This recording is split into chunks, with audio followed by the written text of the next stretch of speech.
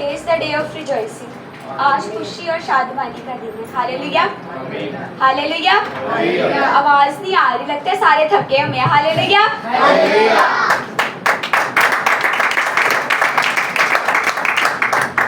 हाँ, सब अपनी आंखों को बंद करें और खुदावंद के नाम को जला दें। छोटी सी दुआ करते हैं और अपने आप को खुदावंद के ताबिया करते हैं, क्योंकि खुदावंद जो है ना हमारे दरमियान में मौजूद है। खुदावंद हमारी हर बात से वाकिफ है। अभी हम लोगों ने कलाम भी सुना। खुदावंद के खादम की बातों के लिए खुदावंद का शुक्र करते हैं कि खुदावंद हमें अच्छे खादम दिए हैं जो हम लोगों को वफादारी और ताबियादारी से सिखाते हैं। Hallelujah, hallelujah. सब अपनी आंखों को बंद करेंगे और हर एक ज़ुबान खुदावंद के लिए पुकारेगी, खुदावंद के नाम को जलाल देगी। हालेलुया। कदूस कदूस कदूस जिंदा जलाली आसमानी बाप, कुदरत से भरे खुदावंद, आसमान और ज़मीन के खालिक और मालिक, दिल और दिल की गहराई से तेरा शुक्र करते, तेरे नाम की तारीफ करते हैं खुदावंद, क्योंकि तू तारीफ और तमजीद के लायक है खुदावंद। तो हमारे ख्याल को दूरी से जान लेते हैं खुदावंद, हम तेरी शुक्र गुजारी करते हैं खुदावंद। अपने आप को खुदावंद, सोचों को, ख्यालात को तेरे पाक रूह के ताबिया करते हैं खुदावंद। अब आप जो कुछ बोलूं खुदावंद तेरी मर्जी के मुताबिक हो खुदावंद, और तेरे नाम को जलाल देने वाली हो खुदावंद। दुनिया में बैठी एक एक रूह जान बदन को मैं तेरे पाक रूह के ताबिया करती हूँ खुदावंद। तेरी कुव्वत को, तेरे जोर को मांग लेती हूँ खुदावंद। यकीनन खुदावंद तूने हमारी खातिर अपनी जान को कुर्बान कर दिया खुदावंद। अब आप ऐसी मोहब्बत के लिए हम तेरी शुक्र गुजारी करते हैं खुदावंद। ऐ बाप, आज का कलाम खुदावंद हमारी जिंदगी में 30 गुना नहीं, 60 गुना नहीं, बल्कि 100 गुना फल लाए खुदावंद, और हम तेरे नाम को जलाल देने वाले बने, मसीह के नाम से आमीन।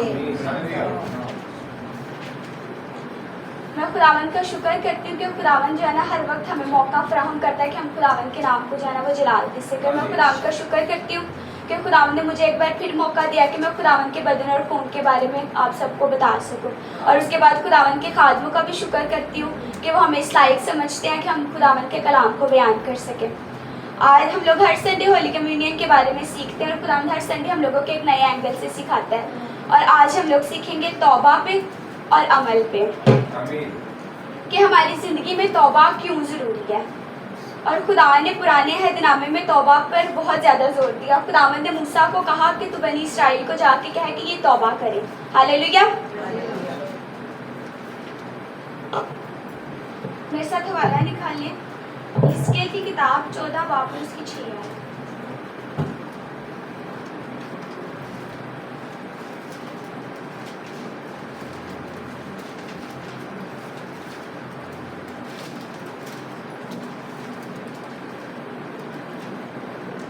इसलिए तू बनी इस्राएल से कह कि खुदावंद यूं फरमाता है कि तौबा करो और अपने बुतों से बाज आओ और अपनी तमाम मकरूहात से मुंह मोड़ो। आमीन। खुदा बनी इस्राएल से क्या कहता है कि तौबा करो।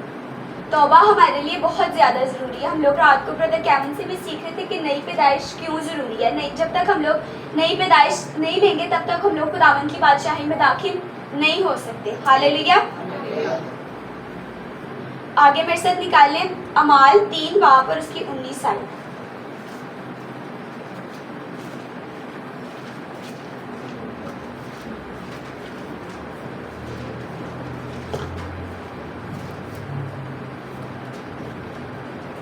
बस तौबा करो और रुजू लाओ ताकि तुम्हारे गुनाह मिटाए जाएं और इस तरह खुदावंद के हजूर से ताजगी के दिन आए। आमीन। तौबा करेंगे तो खुदावंद की तरफ से ताज़गी के दिन आएंगे, तभी खुदावंद हमें जो है ना वो माफ़ करेगा। क्योंकि हम लोगों के गुनाह ऐसे गुनाह है कि कोई इंसान तो हम लोगों के गुनाहों को माफ़ नहीं कर सकता, लेकिन खुदा ये जो हमारे गुनाहों को क्या करता है, माफ़ करता है। इसी तरह हम लोग नए अहदनामे में एक तमसील देखें कि मुशर्रिफ बेटे की तमसील, कि वो किस तरह से अपने बाप को जो है ना वो छोड़ के चला गया। उसके बाप ने जो है ना वो हिस्सा बड़े बेटे को भी दिया और छोटे को भी दिया, लेकिन जो छोटा था वो अपने बाप को क्या करके गया, छोड़ के चला गया और किसी दूसरे मुल्क में जो है ना वो रहने लगा। लेकिन जब वो वहाँ पे रहने लगा तो वहाँ पे क्या करने लगा, वो गुनाह करने लगा, क्योंकि वो अपने बाप से दूर हो गया था। ये तो उसका जिस्मानी बाप था ना, लेकिन हम लोग अपने बाप रूहानी बाप की बात करते हैं। जब हम लोग अपने खुदा से दूर हो जाते हैं तो तब हम लोग अपनी ज़िंदगी को गुनाह में गुजारते हैं, क्योंकि हमारे पास खुदा नहीं होता। और देखिए कि जब वो अपने बाप से दूर हो गया तो क्या हुआ, उसकी ज़िंदगी में बहुत ज़्यादा मुश्किलात आई, बहुत ज़्यादा तकलीफ़ें आई, और फिर उसको रियलाइज़ हुआ कि नहीं, मैं तो ये गलत कर रहा हूँ और मेरे से गुनाह हुआ है। तो फिर उसने क्या सोचा अपने दिल में कि मैंने तो ये गुनाह किया, तो मेरा आसमानी बाप और जिस्मानी दोनों बाप जो है ना वो मेरे से क्या है, नाराज़ हो गए हैं, और मैंने उनके लिए क्या किया, गुनाह किया है। और इसके अंदर हम लोग 4 पॉइंट्स देखते हैं कि उसके जहन में सबसे पहले 4 पॉइंट्स कौन कौन से आए थे। उसने अपने गुनाह को क्या किया, सबसे पहले तस्लीम किया, क्योंकि उसको पता चल गया कि मैं गुनाह कर रहा हूँ, और उसने अपने गुनाह को तस्लीम किया। उसके बाद उसने अपने गुनाह का खुदा के सामने एतराफ़ किया कि खुदा वाकई मैं तेरा गुनहगार हूँ, मैंने ये गुनाह किया। उसके बाद उसने क्या किया कि माफ़ी की दरख्वास्त की खुदा से कि खुदा तो मुझे माफ़ कर। हम लोगों ने सेमिनार में भी सीखा था कि जब तक खुदा ना चाहे तब तक हम लोग तौबा नहीं कर सकते, तब तक हम लोग खुदावन के पास नहीं आ सकते, तब तक हम लोग निजात को हासिल नहीं कर सकते। उसके बाद आखिरी जो पॉइंट है वो है वो अपनी बुरी राहों से बाज आया, और ये सबसे अहम पॉइंट है। जब हम लोग तौबा कर लेते हैं तब हम लोग तौबा तो हम लोग कर लेते हैं, लेकिन उसका अगला प्रोसेस क्या है, वो अमल है। जब तक हम लोग अमल नहीं करेंगे तब तक हम लोग कुछ भी नहीं कर सकते, और हम लोग खुदावन की बादशाही को भी नहीं देख सकते। अमल हमारी ज़िंदगी के अंदर बहुत ज़रूरी है। हम लोग देखते हैं कि जब उसने अपनी तौबा का इकरार किया तो उसने बाद में क्या किया, उन बातों पर अमल किया, अपने बाप की सारी बातों पर अमल किया। लेकिन हम लोग क्या करते हैं, तौबा तो कर लेते हैं लेकिन अमल नहीं करते, फिर दोबारा अपनी पुरानी ज़िंदगी में चले जाते हैं। हकीकी तौबा जो है ना वो गुनाह पर पछताना है, हमें पता चले कि वाकई हम लोगों ने गुनाह किया। और तौबा का जो मतलब है ना वो है रूहानी तब्दीली, अपनी रूह को चेंज करना। जिस्म ने तो चेंज नहीं होना लेकिन रूह ने चेंज होना है, हम लोगों ने अपने दिल को चेंज करना है। उसके बाद आगे मेरे साथ हवाला निकालें। अमल पे अब हम लोग सीखेंगे कि अमल क्या है।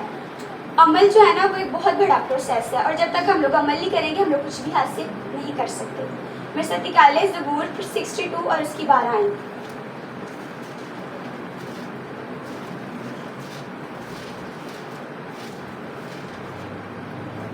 शफ़क़त भी आए खुदावन तेरी ही है, क्योंकि तूने हर शख्स को उसके अमल के मुताबिक बदला देना है। खुदा क्या करता है, हमारे अमल के मुताबिक हमें बदला देगा। हम लोग जो भी करेंगे खुदा उसके मुताबिक हमें सज़ा भी देगा और हमें बचाएगा भी। इसीलिए हम लोगों ने तौबा तो करनी है, वो तो ज़रूरी है, लेकिन उसके बाद अमल भी करना है। ये नहीं करना कि हम लोगों ने तौबा कर लिया तो हम लोग खुदावन की बादशाही में दाखिल होंगे, ऐसा कुछ भी नहीं होगा। हम लोग मसीह की ज़िंदगी को देखते हैं, उसकी ज़िंदगी में तो कोई गुनाह नहीं था, लेकिन उसने फिर भी बपतिस्मा लिया और फिर बाद में क्या किया, खुदावन की सारी बातों पर अमल किया। जो जो बाप अपने बेटे को कहता रहा वो वही करता रहा और खुदावन के नाम को जलाल देता रहा। इसके बाद हम लोग देखते हैं यूहन्ना 8 बाप और उसकी 58 आयत में।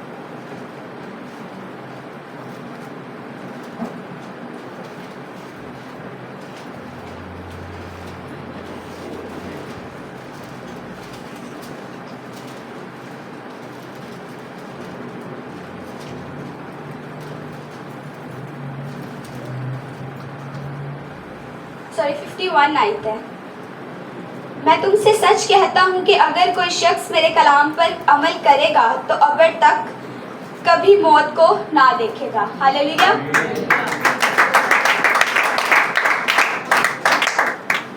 सबसे ज़्यादा हम लोगों को डर किस चीज़ से लगता है? मौत से ही लगता है कि हम लोग कहीं मार ना जाएं। तो अगर खुदावन की बातों पर अमल कर लेंगे तो क्या करेंगे? अबद तक ज़िंदगी हासिल करेंगे, कभी भी नहीं मरेंगे। दुनिया में कुछ भी नहीं है।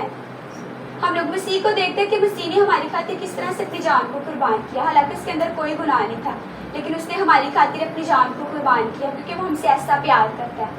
जब उसने इंसान को बनाया तो उसने कहा कि बहुत अच्छा है, और खुदावन ने हमें अपने शबीह पर बनाए, इसलिए हम लोगों ने खुदावन की सारी बातों पर अमल करना और खुदावन के नाम को जलाल देना। आखिरी हवाला हम देखेंगे 2 कुरिन्थियों 7 बाप और उसकी 10 आयत।